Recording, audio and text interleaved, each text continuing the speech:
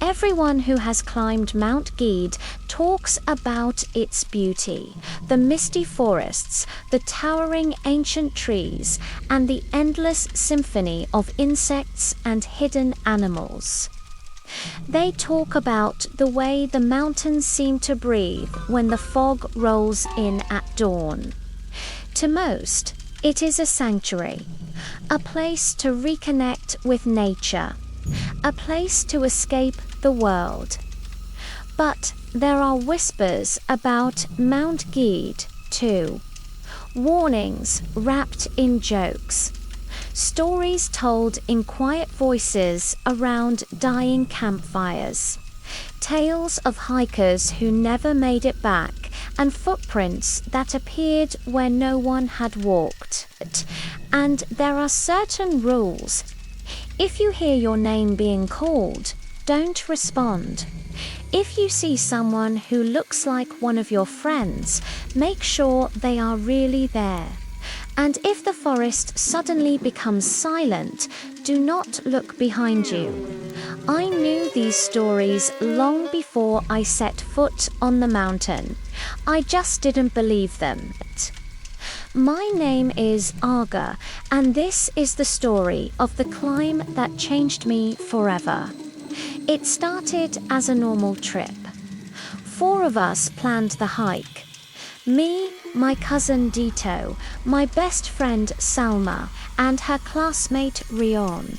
We were all in our early 20s, hungry for adventure, eager to escape our crowded, noisy lives for just 2 days. We left Jakarta before dawn.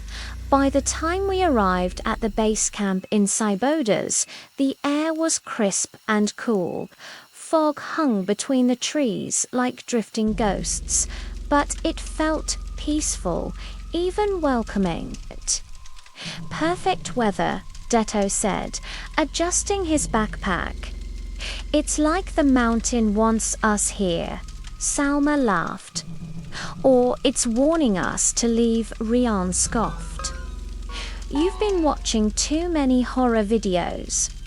I laughed with them, but as I looked up at the forest path, I felt it, a strange pressure, as if something unseen was watching us from deep within the trees. At the base camp, the ranger checked our permits. He was old, his face weathered by years of cold winds. When he handed us our papers, his eyes lingered on us longer than necessary. Don't stray from the main path, he said. And whatever happens, stick together. Yes, sir, we replied. He hesitated before adding one final warning, his voice barely above a whisper. If one of you goes missing, don't go looking. Get down the mountain immediately. We froze. Why would you say that? Salma asked with a nervous laugh. The old man didn't answer. He just turned away. The first hours of the hike were normal. Laughter echoed through the trees. The trail was steep but manageable. Sunlight filtered down in broken rays, dancing on the forest floor. Birds called to one another, high in the branches. Yet something felt off. Several times I heard footsteps behind us, slow and deliberate, but when I turned around, no one was there. You okay? Rian asked. Yeah, just thought I heard something. It's probably another group, he said, but I noticed he began walking closer to the rest of us. As the sun lowered, the forest grew darker faster than it should have. Shadows stretched unnaturally long, twisting around roots and rocks like grasping fingers. Finally, we reached our campsite near Kandang Bedok. The air was suddenly colder.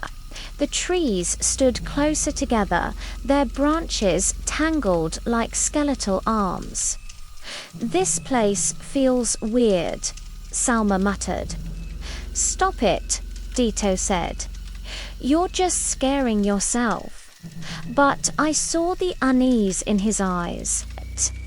We set up the tent and started a small fire. The familiar crackle and warmth helped calm our nerves. We ate instant noodles and shared jokes, trying to ignore the silence creeping round us. That's when we heard it. A soft, distant voice, calling a name Aga. I froze. Did you guys hear that? I asked. Hear what? Rion said. My name. Someone just called my name. They exchanged glances. You're messing with us, right? Dito tried to sound confident. Before I could answer, the voice came again clearer this time. Aga, come here. It sounded like a woman, not quite human. Her voice was stretched, like it was traveling through water. Don't answer it, Salma whispered, her face pale. Remember the stories. I swallowed hard and stared into the darkness beyond the edges of our campfire. The forest looked thicker than before, endless trees vanishing into blackness. I'm sure it's nothing, I said, though my voice trembled. But deep inside, I knew. Something had noticed us. That night, I couldn't sleep. The forest had grown unnaturally quiet. No insects, no wind, nothing. Then, at around midnight, I felt movement near the tent entrance. Slow, careful footsteps. Crunch, crunch. They circled us. My heartbeat thundered in my ears as a shadow passed over the thin fabric of the tent. It was tall, too tall. Its shape was thin, twisted, with arms that hung almost to the ground. I held my breath. Then it stopped.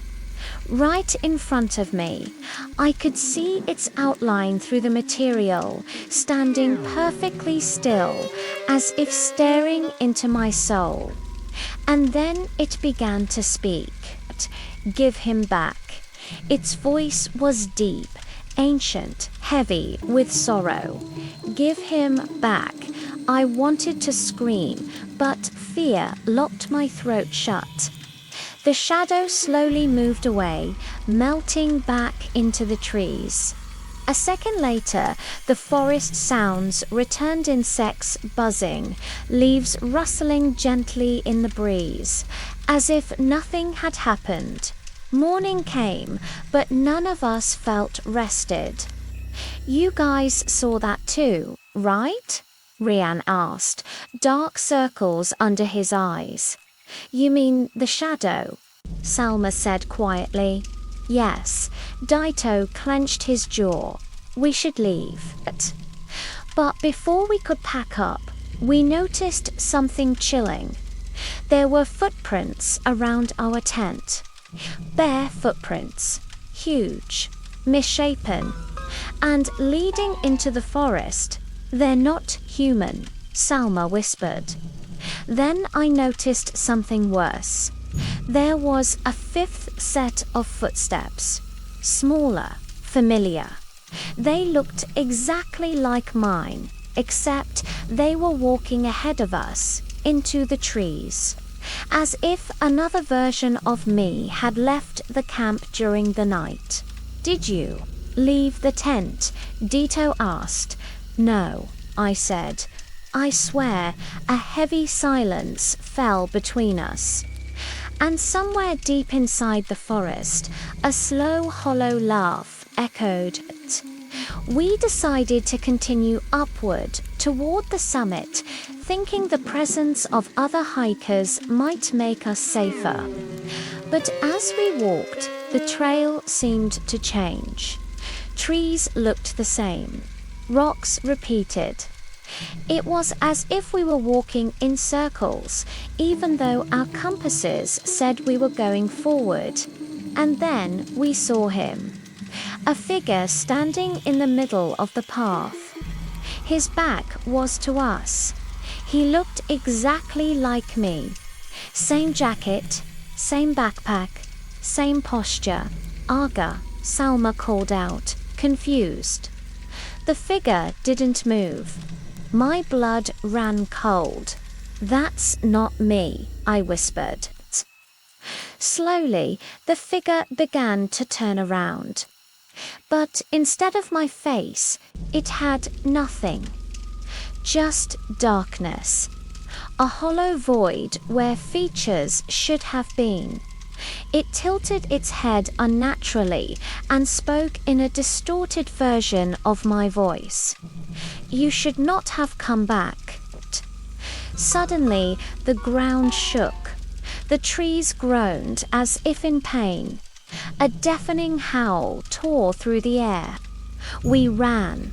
Branches clawed at our skin. Roots tripped our feet. The forest seemed endless, warping around us like a living nightmare. Behind us, heavy footsteps gave chase. Too fast, too many. Something was running with us, and something else was hunting us. Eventually, we burst out onto an open clearing Galane Soria Kanchana. The field of Edelweiss should have been beautiful. Instead, every flower was dead, blackened, withered. In the center stood a single stone, covered in old offerings, wilted flowers, rotted fruit, torn cloth. This is a forbidden place, Salma whispered. People say something lives here. Before we could move, Dito suddenly froze. Guys, he said slowly, I hear another set of footsteps. We turned in horror. There were only 3 sets. Mine, Salma's, Rion's, Dito's footsteps. Stopped. We spun around, he was gone. No sound, no scream, no struggle, just gone. Remembering the ranger's words, panic consumed us. If one of you goes missing, don't go looking. But how could we leave him? That's when we heard his voice, echoing from the trees. Help me, I can't see. Salma sobbed. He's in there. I felt my stomach twist. But something about the voice, it wasn't right. It sounded like Ditto, but it didn't feel like him. Then, from the opposite side of the field, another voice called, Aga, help me. My own voice again. The forest had learned us. It was copying us, playing with us. We have to go, I said. Now, with shaking legs and broken hearts, we turned our backs on the voices and ran toward the descent trail. Behind us, the mountain screamed, a sound so deep it vibrated inside our bones. We reached the base long after dark, bruised and half mad with fear. The ranger looked at us, his eyes filled with a sad, knowing expression. You lost one, he said. We nodded. He marked something in his book. Mount Gede always takes one, he said. Sometimes more. You're lucky. That night, at home, I thought it was over. I thought I had escaped. But as I lay in my bed, staring at the ceiling, I heard it, a familiar voice whispering from the corner of my room. My turn now. And slowly, I saw my own reflection step out of the shadows, smiling, with muddy feet, breathing the cold air of the mountain, because once Mount Gede knows your name, it never truly lets you go. I never went back to Mount Gede. I don't think I ever truly left it either.